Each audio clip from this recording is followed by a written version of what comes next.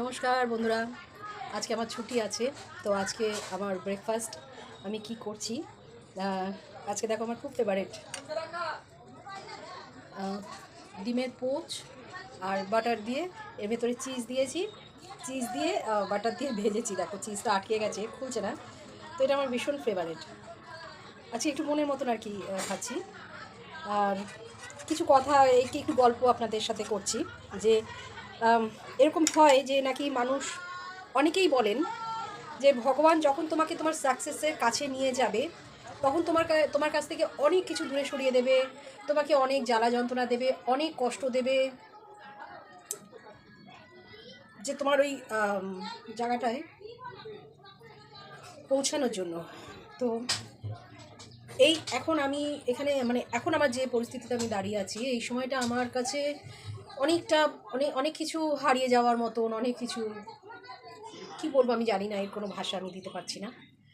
তো ঠিক আছে, তার মধ্যে দিয়েও আমি রিলস করে যাচ্ছি, নিয়মিত ভিডিও দিয়ে যাচ্ছি, আর যা যা আর কি আমার কাজ আমি করে যাচ্ছি।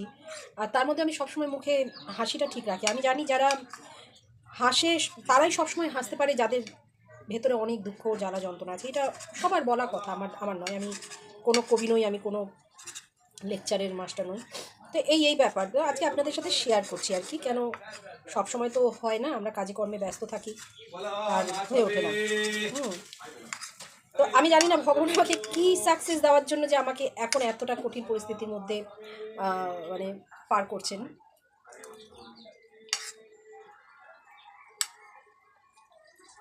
দারুণ। একটু বসে নিলাম, দাঁড়িয়ে রয়েছিলাম তো বসে নিলাম। আমি ঘি, বাটার, ডিম, দুধ, ক্যাডবেরি, পাউরুটি, কেক, আইসক্রিম, আম, লুচি, এগুলো আমার ভীষণ প্রিয় খাবার। আমার খুব ভালো লাগে।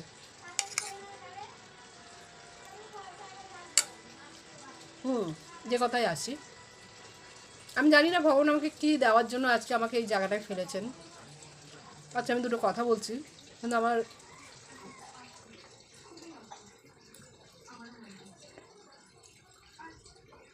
ভেতরটা হয়তো অনেকটা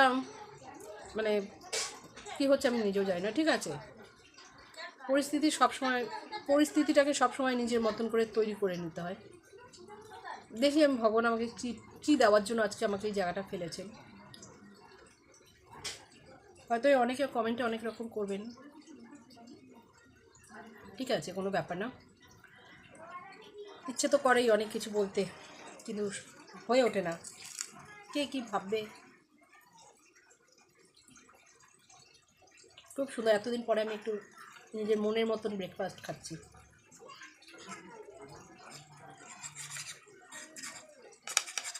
তবে একটা কথা বলার, যে যদি সাকসেস দেওয়ার হয় ভগবানের কাছে, আমি একটা বলি, যদি মনে করো আমাকে কিছু দেবে না, দিও না। আমি না না পাওয়াটাই ভালো থাকি। আর যদি দেবে মনে করো, এমন সময় দাও যেটা আমি ভোগ করতে পারি। এমনভাবে দিও না যেটাতে আমি ভোগ করতে পারবো না, আমি চোখে দেখতে পারবো না আমার সাকসেস। সেরকম দেওয়া দিও না, এটাই আমার বলার। ভালো থাকবেন।